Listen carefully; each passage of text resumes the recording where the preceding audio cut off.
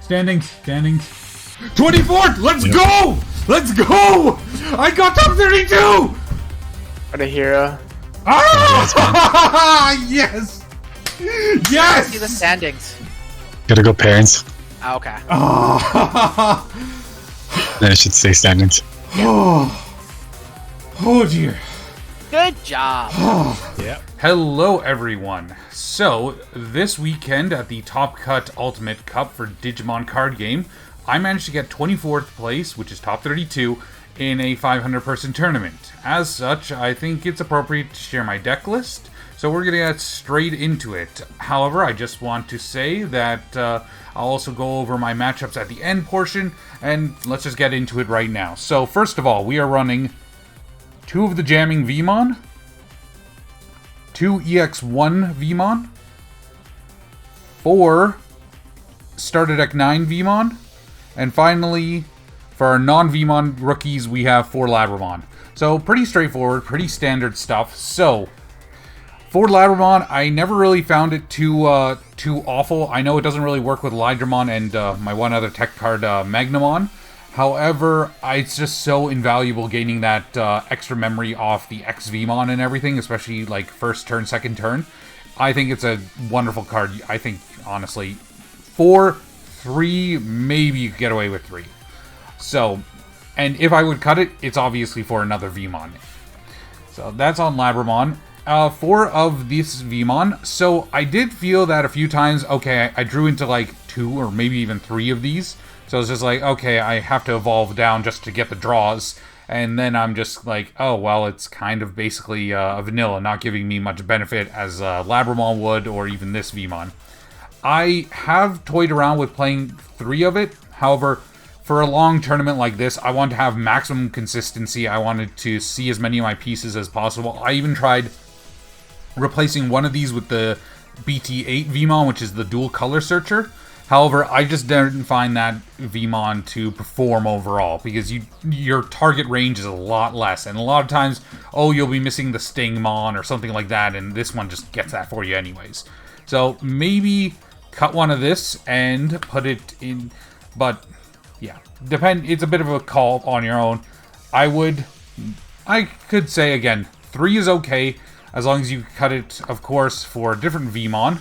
So, honestly, between 2 and 3 of the EX1 Vmon, I think 3 is also a very good option. It's another inheritable to give to your XVmons / Imperialdramons and your fighter modes and so on. So, I do like it for that. However, overall, like, if I have an option between Labramon and this, I'm always going Labramon. Basically, unless I really bricked, or let's say I have like some other weird play in hand, like, oh, I'm gonna manually evolve into Imperialdramon and Raising. But yeah, I found 2 to be okay during the entire event, and then finally I have 2 Jamming Vmon. So some people run 4, some people run 2, some people run 0. This card just doesn't really seem to have a consensus. Overall, I decided to run 2 because I was originally running 2 of the Starter Deck Vmon in the Core TCG Ultimate Cup. And yeah, it got me a few draws here and there, but overall I was like, man, I wish this was, like, I'd have it in my hand, and it's just like, I want a hard play, but I know it's not really going to do much, or it's not going to survive a security check. So I'm just like, you know what, I like this Vmon because it lets me also apply pressure early on, because let's say turn 1 or turn 2. Okay, hatch, go into Vmon, draw, okay, then we go Davis, and then we promote that, do that, draw 1 off Demi V.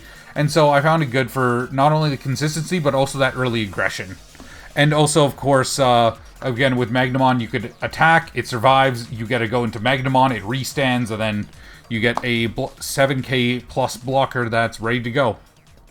Oh, and just to go over the eggs real quick, we are just playing 4. I'm playing 4 Demi V. I didn't like the consistency hit that was Upamon, so I decided to stick with just the 4 Demi V, and it worked out great this entire event. Alright, moving on from there, we have our champion lineup. So, we are playing pretty standard 4 XVmon, 4 Stingmon, double Imperialdramon, Magnamon, and Lobomon. So, pretty standard stuff for the champion lineup. XV, of course, works super, super well as not only an inheritable, but with your Labramon as well. So, love that. Stingmon was kind of the champion I was seeing the least at times, even though I run all those searchers. I also, spoiler, I don't run Blue Memory Search or anything like that, so it was just weird that I wasn't running into, drawing into this enough a little bit, I found, but overall it was enough to be salvageable. And then, of course, 2 Lydramon just to have another set of green Digimon that evolve for 2, but they only evolve on Vmon. And again, our Vmon count overall is a 8 Vmon count out of our 12 rookies. So I never really found a situation where I'm just like, damn, I wish I could evolve onto a Labramon. That happened maybe once or twice through the entire tournament, but obviously it never ended up costing me too badly. And then finally, we have Lobo for game, the classic. Basically, you always run it. You can also really emergency scenarios. You can actually bring it off a Tamer, then you can play Stingmon, then you can go into DNA, into Imperialdramon, yada yada. And then finally Magnamon. So I decided to play the Magnamon here rather than the Leomon, just because it's a free, and of course it can evolve for 3 off the Vmons. It can also evolve off Labramon, but just for 4.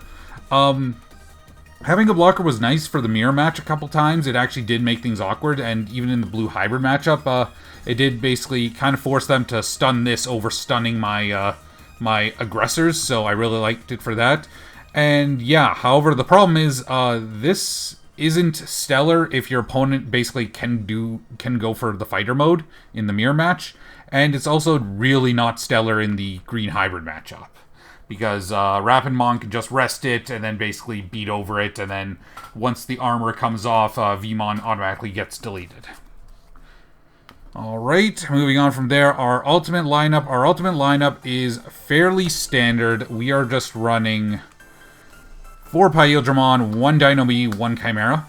So, obviously, Imperialdramon is your bread and butter. It is the aggression tool. It is the bee's knees, if you will. Even more so than the actual Digimon with B in its name.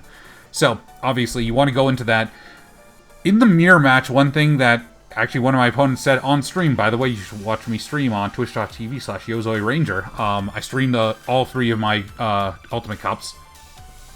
The one thing with Imperialdramon is you shouldn't feel too guilty about sometimes just making it and raising and then pushing it out. Yeah, you don't get that DNA Digivolution value. Yeah, you don't get that extra aggression and the bottom decking.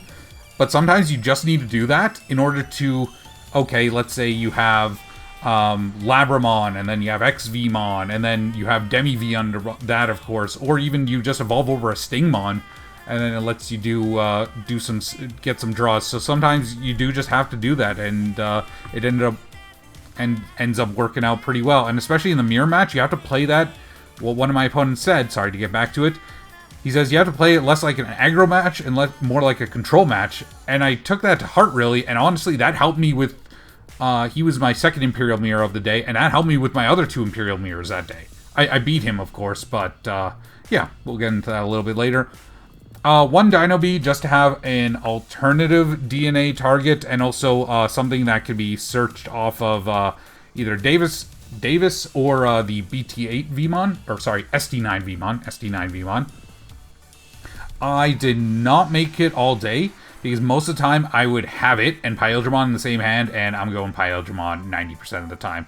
I think I made it once, and I stunned a fighter mode. Yeah, an opposing fighter mode. But that was about it. And then finally we have the 1 Chimeramon. Chimeramon came in real clutch against Blue Hybrid because I was able to blow up I believe it was one of the memory chokers or Digivolution reduced blockers. So it was Siako and a Boko. And that basically made it so, okay, he can't get value off that. And in the Blue Hybrid matchup too, it's 8k. Basically, unless you run into a Zulong, they're not going to be able to... their security mons aren't going to be able to check. So even though it's not a free, it's a data, it's able to actually beat over most security in most matchups. And then of course, it never came up, but if you are able to Digivolve DNA into this, you have your blue-green underneath, and then you have the Magnamon in trash, and you put the Magnamon underneath, or you use the Magnamon to DNA into it as well, then you get all 4 colors, and then it becomes a 1200 DP beater. And so it could beat over some big targets. But again, that's a very niche play, and it never really came up. Overall, yeah, I really liked it. One thing you have to be careful of in that blue matchup, though, if they strip all the sources, this is a white Digimon and a complete liability. So you just got to remember that too. Alright, moving on. Our Mega lineup is pretty straightforward. We are running the 2 Dragon, 2 Fighter, and yes, I'm not playing this Dragon. I decided I want to play these guys. Yeah, these are both pretty standard. So, I know some people have played 3 Dragon mode. I didn't like 3, even 2 sometimes I'd brick on them, believe it or not. But, 2 and 2 came in handy. Of course, you have your HPD lines and everything, and those are always very fun to do. Especially when you can basically, okay, Imperialdramon, swing,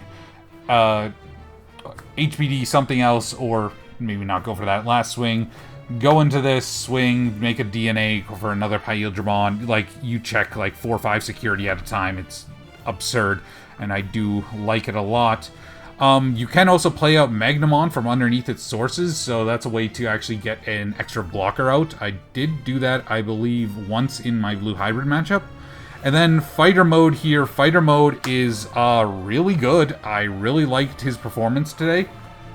With Fighter Mode, obviously, especially in the mirror match, like, going for that Imperialdramon in the raising thing.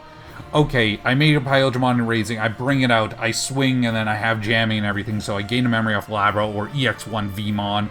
Okay, it lives, and then I can go for Fighter Mode, and usually that's on 4. If I have a Hammer Spark, I don't pass turn, I'm able to bounce their Imperialdramon back, making them rebuild. Or I'm able to just, like, swing into things, unsuspend, swing into the other Digimon, in order to just make it very hard for my opponent to rebuild. So, Fighter Mode is great. I did appreciate the work it put in, and even, I have seen on certain replays and stuff, people would go into Dragon Mode in Raising, and then, like, promote, go into Fighter. But that never happened for me this week, but it was something I kind of kept in the back of my mind. So, overall, I think 2 and 2 is good for the Mega lineup. I am not playing any level 7s. I felt the Omnimon was greedy, and especially the Paladin mode was really greedy.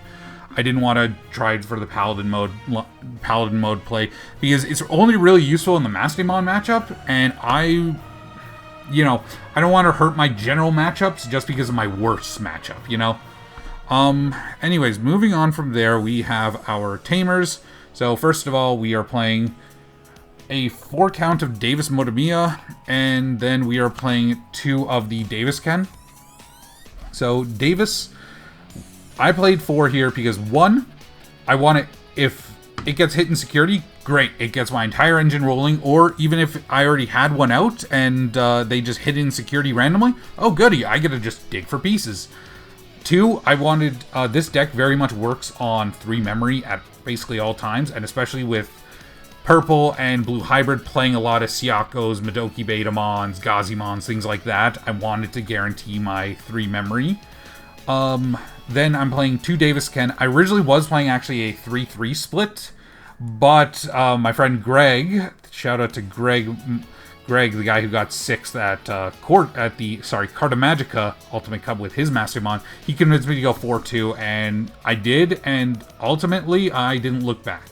I saw this, it sucked when I had to bottom deck them both a few games, but overall I found these ratios to be wonderful. Worked out great for me, and yeah, you just want your engine to be up and running as quickly as possible, and sometimes you have a choice between, oh, do I want to Davis Motomiya, or do I want to free searching Vmon, but oh, that free searching Vmon, oh, it'll get Sora Joe value for the opponent, or they'll just bottom deck it with Imperialdramon. Okay, go for a Davis, then, they can't really do anything about that. It's just a tamer, and it potentially goes +1 as opposed to just 1 for 1.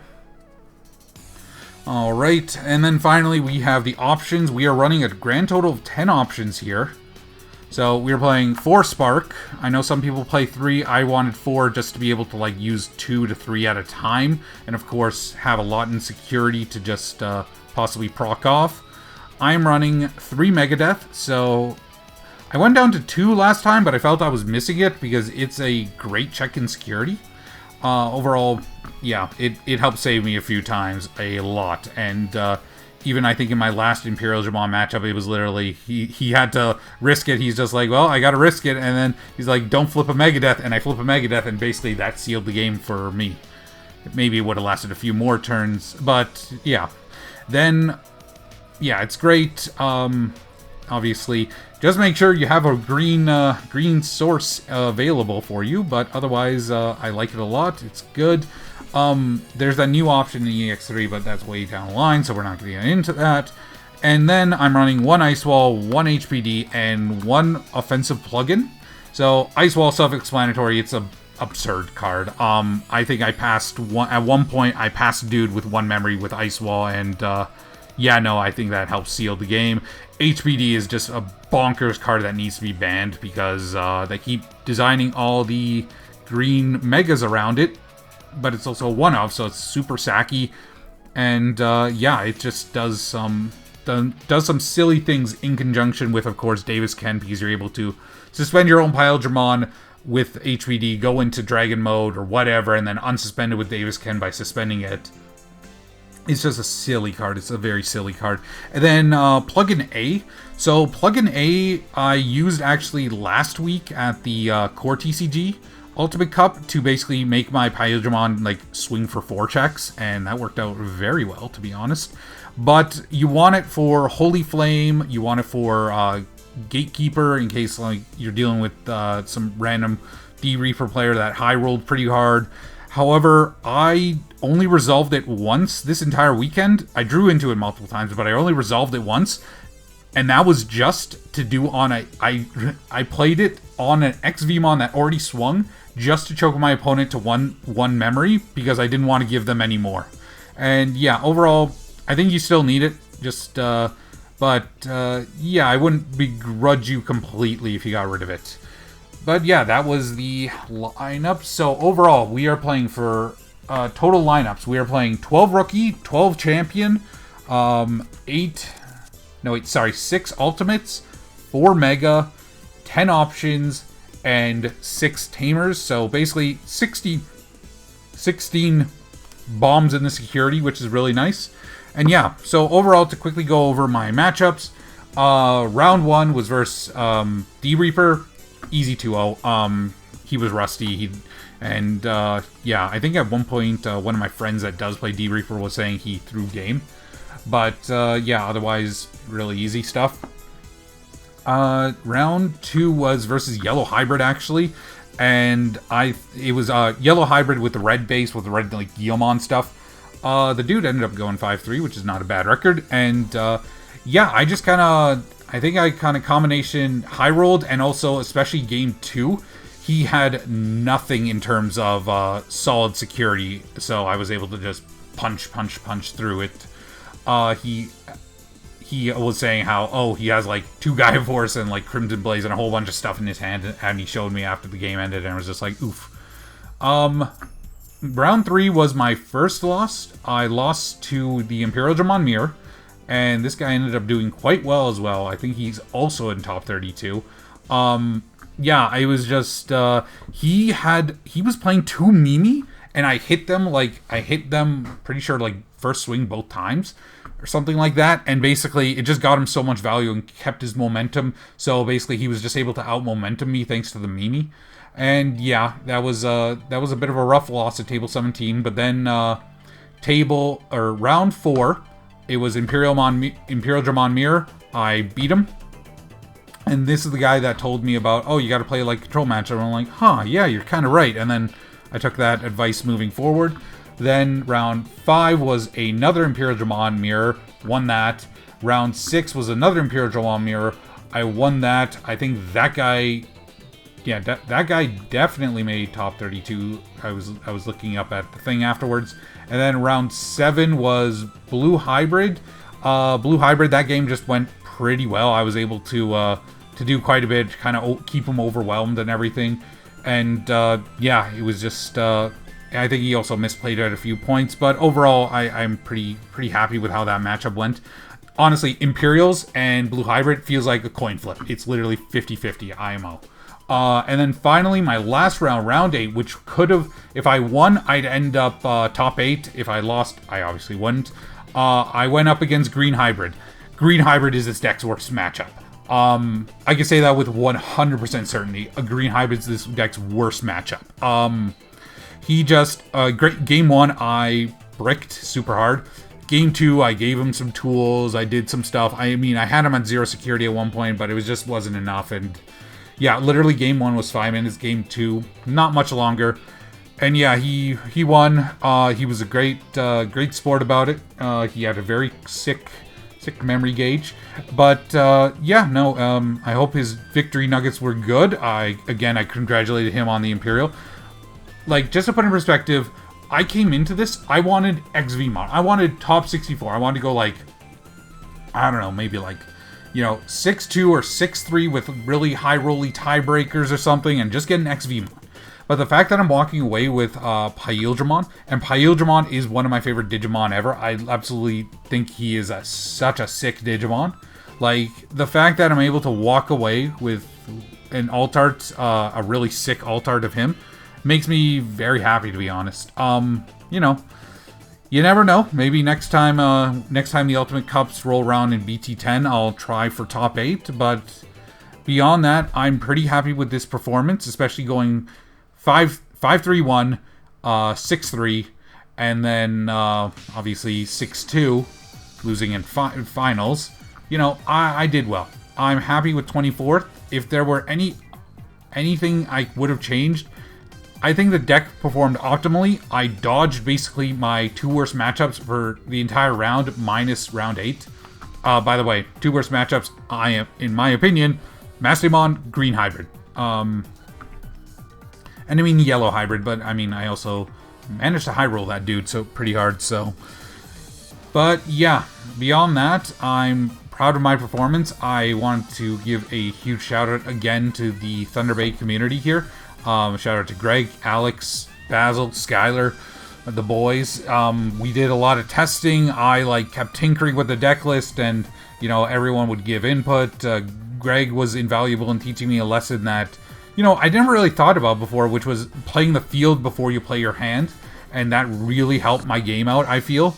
And overall, yeah, I'm just extremely thankful to have such a great play group, and yeah, shout out again to Top Cut. Shout out to Eggman and his stream alongside his stream partners, and shout out to the gentleman I did lose to in round 8. He walked away with an Imperial, well earned. He was playing a good deck that does require a good amount of knowledge in order to operate properly. And even to all my opponents, we had some pretty good games. No toxicity ever. I never really had a bad game of Digimon, to say the least. So I'm very happy with how things shook out. However, I'm also not entering any regionals or tournaments for a decent little while because I am tired. It's summer. It was beautiful outside, and yeah, I need to go enjoy the weather, touch some grass. Thank you very much. I will talk to you all later. And remember,